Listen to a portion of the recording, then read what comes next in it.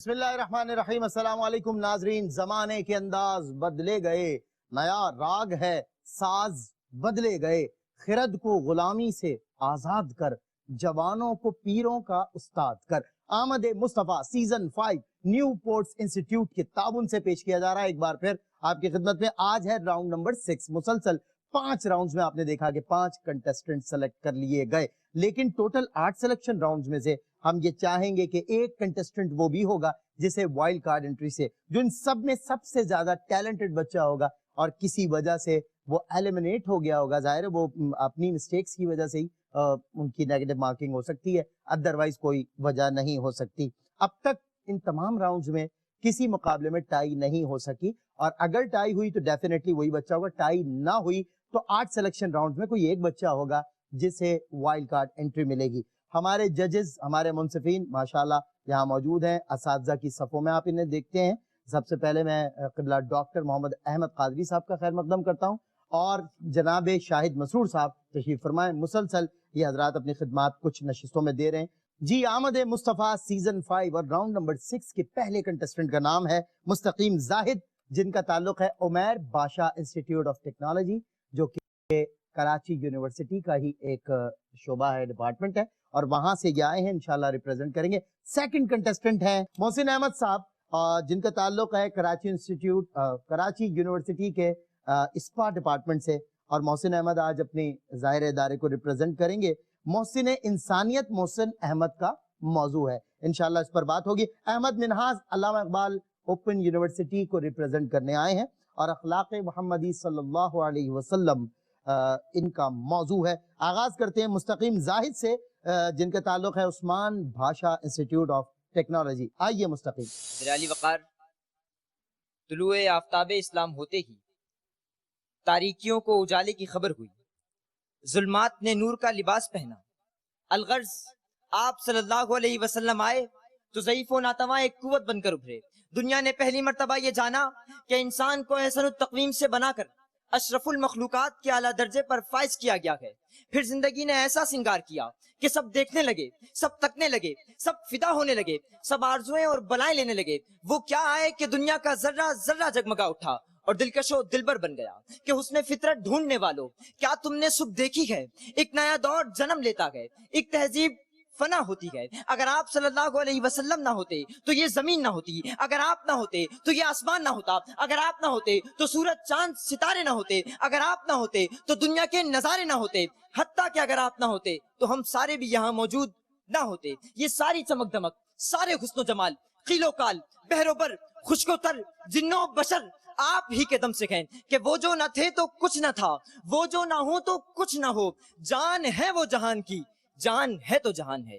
یہ جلوہ کثرت کا، یہ وحدت کے قرینے کس طرح بیان ہوتے اگر آپ نہ ہوتے؟ صدر علی وقار، یہی وہ روشنی ہے جس میں قرآن حکیم کی شکل میں تعلیم و تعدیب کا جو تقدس اور سیرت و کردار کی منزل مقصود تک پہنچنے کے لیے اسوہ رسول صلی اللہ علیہ وسلم کی صورت میں جو شمع ہدایت اللہ تعالیٰ کی طرف سے مسلمان قوم کو عطا ہوئی، وہ صرف مسلمان قوم ہی کا ترہ امتیاز ہے، کسی اور کا نہیں، کیونکہ یہ ایک الہامی، آسمانی، آفاقی، اجلا، نکھرا، ستھرا اور صاف شفاف دستور حیات ہے جو ہر اعتبار سے جامع اور مکمل ہے۔ حضور علیہ الصلوۃ والسلام کی صورت، سیرت اور بصیرت کی روشنی سے سارے جہان کا جگمگانا وقتی نہ تھا، اور نہ ہی اس کی نوعیت مقامی تھی، بلکہ آپ کی تعلیمات کا اجالا ہر خطے اور ہر دور کے انسان کے لیے تھا، ہے اور رہے گا۔ بقول شاعر، آدم کا فخر عظمت انسان میرا نبی، راہ یقین اور منزل عرفان میرا نبی، صحرائے کائنات میں رونق اسی سے ہے، مامورائے حیات کا عنوان میرا نبی۔ میں ڈاکٹر احمد قادری صاحب سے جانتا ہوں کہ مستقیم زاہد کی تقریر میں آج انہیں کیا کچھ نظر آیا، کیا کمی تھی، کیا اضافت تھی؟ جی ڈاکٹر صاحب۔ مستقیم بہت اچھا بولے ہیں ماشاءاللہ، لیکن معاملہ پھر وہی آتا ہے کہ جو بنیادی کتب ہیں، ابن ہشام ہے، ابن اسحاق ہے، مدارج النبوت ہے، وہ حوالے نظر نہیں آتے، وہ احادیث نظر نہیں آتی، قرآن کریم کی آیات نظر نہیں آتی۔ اگر یہ مواد نہ ہو تو آمد مصطفیٰ صلی اللہ علیہ وآلہ وسلم کو بیان کیسے کریں گے آپ؟ پھر اس کے بعد جو ریمارکس میں سمجھتا ہوں کہ خاص طور پہ تلفظات میں قوت اور قوت میں فرق ہے، ٹھیک ہے، شکل اور شکل میں فرق ہے، فخر اور فخر میں فرق ہے، ٹھیک، تو ان چیزوں کو ذرا خیال رکھیں، انشاءاللہ بہتر ہوگا۔ بالکل ٹھیک ہے۔ شاہد مسرور صاحب، یہ اضافت کی بات ہے طلوع آفتاب اسلام جہاں سے تقریر شروع ہوئی. اچھا اب میں آپ سے ایک بات عرض کرنا چاہ رہا ہوں کہ ہم دین کو اگر اپنے طور پہ محدود کرنے لگیں تو پھر تبلیغ کیسی؟ قرآن حکیم صرف مسلمان قوم کے لیے نہیں ہے. الف لام میم ذالک الکتاب لا ریب فیہ، ٹھیک ہے، یہ ہدایت کی کتاب ہے کس کے لیے؟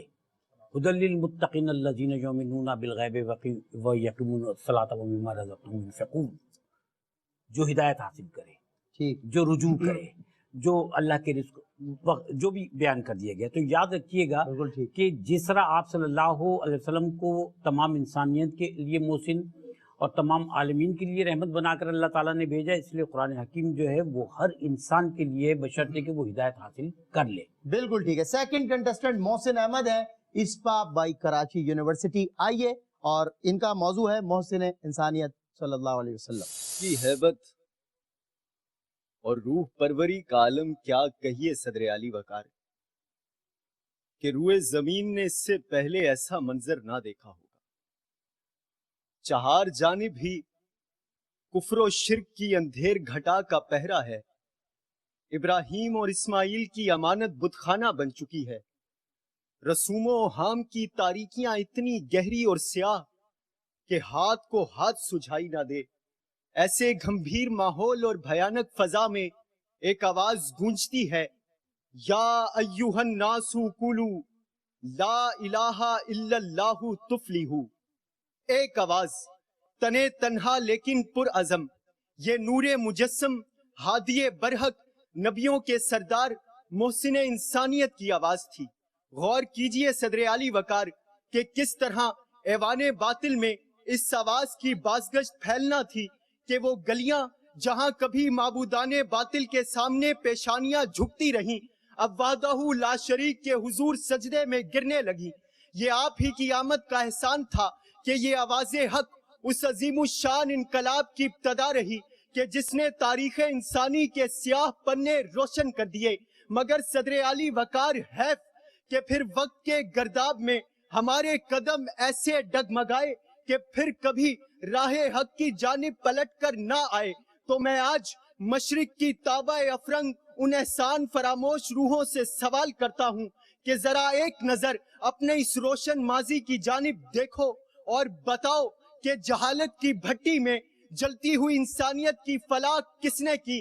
سرے بازار لٹتی ہوئی عصمتوں کی ردا کس نے سنبھالی؟ ارے اے کند ذہنوں، تم کیا جانو کہ سب سے پہلے مذہبی اداروں میں شخصیت پرستی کی بجائے خدا پرستی قائم کرنے والے میرے محسن، سائنس میں فطرت پرستی کی بجائے تسخیر فطرت کا درس دینے والے میرے آقا، اور صدر علی وقار سیاسیات میں شہنشاہیت کی بجائے عوامی حکومت کا رستہ دکھانے والے اور کوئی نہیں، وہ محسن انسانیت محمد رحمت للعالمین ہی ہے کہ یہ کمال حق محمدی کہ ہر ایک پہ چشم کرم رہی. سر حشر نعرہ امتی حسونت جمیع خصالہ، حسونت جمیع خصالہ. جی. تو یہ تھے محسن احمد جو محسن انسانیت کے موضوع پر اپنی صلاحیتوں کا مظاہرہ کر رہے تھے. شاہد مسرور صاحب، کیسے تھے محسن احمد صاحب؟ محسن تھوڑا بہت رہا پرابلم آپ کا، عزم آپ نے کہا، عزم ہوگا. اور پھر یہ کہ اپنی غلطی کو اجتماعی غلطی کبھی نہ بنائیے. امت محمدی صلی اللہ علیہ وسلم پر انگشت نمائی جو ہے وہ کرتے ہیں غیر مسلم.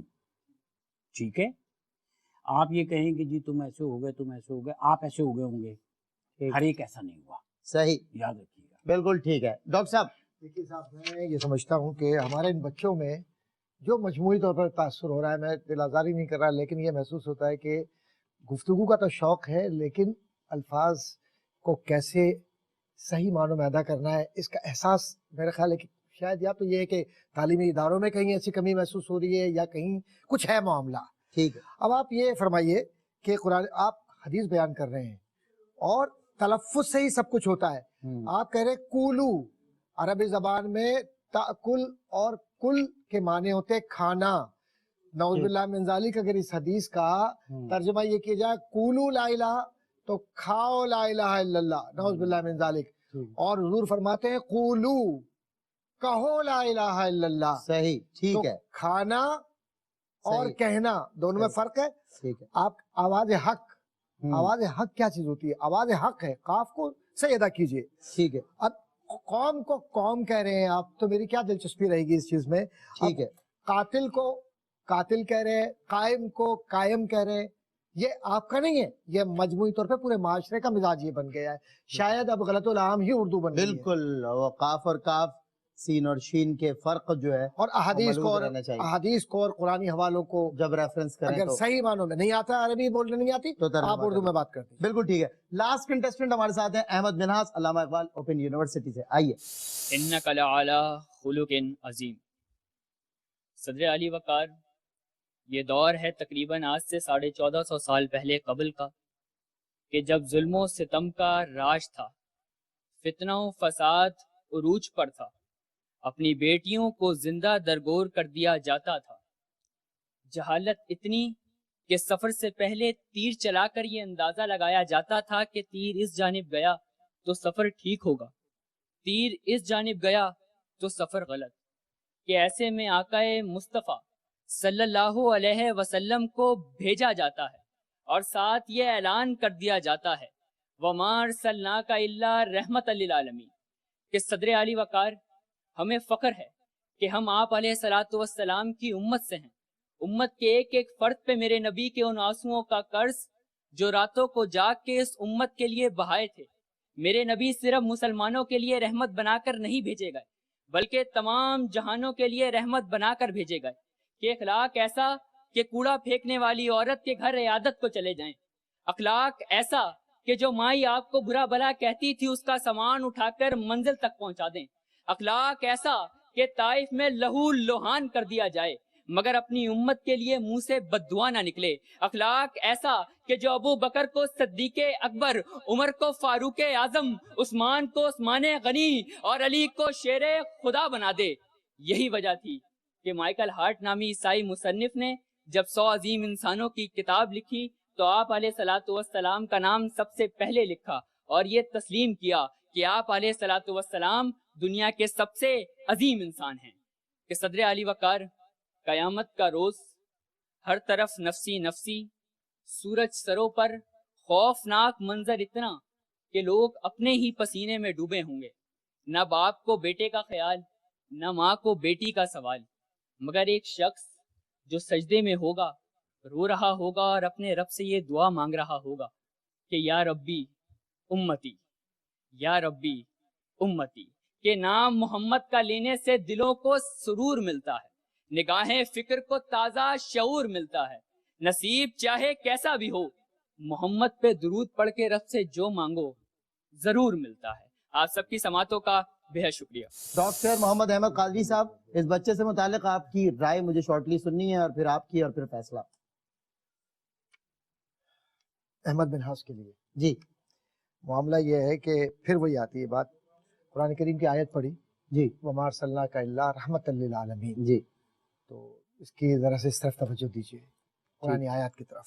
دوسرا تلفظات کا مسئلہ سب میں ہے، سب ظاہر تو ہے. لہٰذا سب مساوی ہیں. ٹھیک ہے. ایک ہی صف میں کھڑے ہو گئے محمود و ایاز، نہ کوئی بندہ رہا نہ تو کوئی بندہ لہٰذا نواز.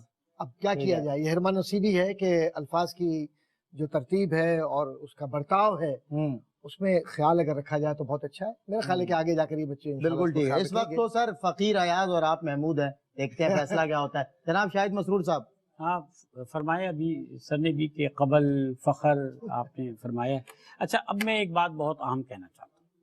ہم جب دین اسلام کی بات کرتے ہیں پھر آپ صلی اللہ علیہ وسلم جیسی اتنی عظیم اور بڑی ہستی کی بات کرتے ہیں تو ہمارے لیے اللہ تعالیٰ نے جو آپ صلی اللہ علیہ وسلم کی بڑائی بیان کر دی ہے اس کے مقابلے میں مائیکل ہارٹ کیا معنی رکھتا ہے؟